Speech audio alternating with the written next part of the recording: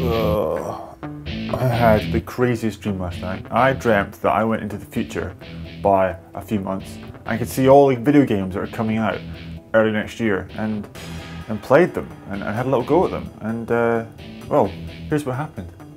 The first thing I remember playing was Bioshock Infinite. That's the official sequel to Bioshock. Not Bioshock 2, of course, which was what we call a cash-in, kind of milking of the brand, if you will. Bioshock Infinite is made by the original team who made the original Bioshock. I mean, other than the ones who left to form their own company. But anyway, Bioshock Infinite, it takes place before Bioshock and in a city that floats, and there's some kind of hook thing that you fly through the air with, and it's all very exciting. Frankly, I'm looking forward to the story because everyone knows that Bioshock's most strongest part, if that's even a phrase, was the story. I seem to recall some kind of, you know how dreams just go from your head after a while, you know what I mean? You try to think about them and they go away. I think Hitman had a trilogy box set, an HD trilogy box set. I think that was the thing. There was Aliens, Colonial Marines. Now, yeah, I played a lot of Alien games in my time, and I have to say that Alien Colonial Marines was easily the most recent. Yeah. And I kept hearing people telling me, oh, but Richard, this is a great game. This is the latest kind of attempt to turn the whole Colonial Marines and Aliens thing into a realistically, viably exciting first-person shooter. Not since the days of the Jaguar have we had that, but yeah, I wasn't all that impressed. Then there was, I seem to recall playing, I think it was Tomb Raider. It seemed more like a Hunger Games kind of thing. I mean, if it was Lara Croft, that is, she looked like that took off Hunger Games. And not quite as pretty, but you know, there was a bit in the plot where she tries to get raped by these pirates, and that was a bit weird. Weird part of the dream where Lara Croft was voiced not by Keely Hawes from Ashes to Ashes, but by John Sim from Life on Mars. That was weird.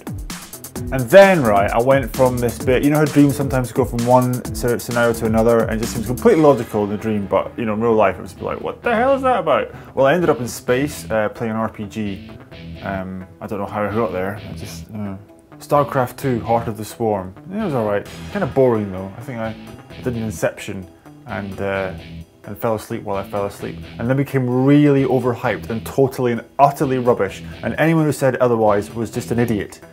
That's how you do an Inception in your sleep. One of the weirdest parts was Devil May Cry. It seems to have been updated with new HD graphics and a darker, emo-y sort of look to Dante. I'm not sure if that worked myself. Talking of things not working, I seem to recall a bit in my dream where I played a new Metal Gear Solid game. It's been a while since I played one of those.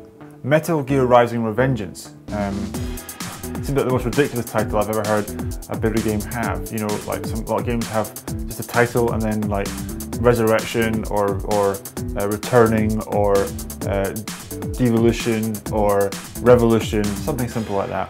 Well, Metal Gear Rising: Revengeance. Ridiculous. And it was with that Raiden character. He was too powerful, too strong. Still, if they depart massively from that whole stealth and sneaking around operation of the previous Metal Gears and go for a straight all-out, hey, I'm going to kick the living 7 shades out of you with my massive weapons, yeah, and like combos and effects and all that kind of stuff, it might be fun. And one part of my dream I couldn't quite remember was playing Metro Last Light. I seem to think that was fun, that was good, that was a good sequel, but I can't remember. It's all going away from me now. But of course, I'm not going to forget playing GTA 5. In my dream, it played at 8 frames per second, and there was only 2 playable characters, and they were both exactly the same. The map was enormous, and I kept getting lost, and there was no multiplayer. Also, the physics were really bad, so I only played it once. Just once. And I'm a bit annoyed at Rockstar for spending 50 quid on a special edition, which really just came with a couple of postcards and a bit of bubblegum. And I could have saved that and spent it on something better. But let's hope that was a nightmare. Oh, thank you very much for watching. I have been and always shall be Electric Richard. I'm going back to bed now. I just have to tell you about my dreams. They were quite bizarre and soothsayery, if you will. Please leave some comments. Don't forget to tweet me and subscribe so that you can let me know what you thought of my dreams. I don't know if you can interpret them differently than I can. I'm pretty sure they were mostly about video games and the video games I should be playing next year, but you know, I could be wrong. Anyway, I'm going to get back to that dream with Jessica Rabbit and that chick from the 18 film. So yeah.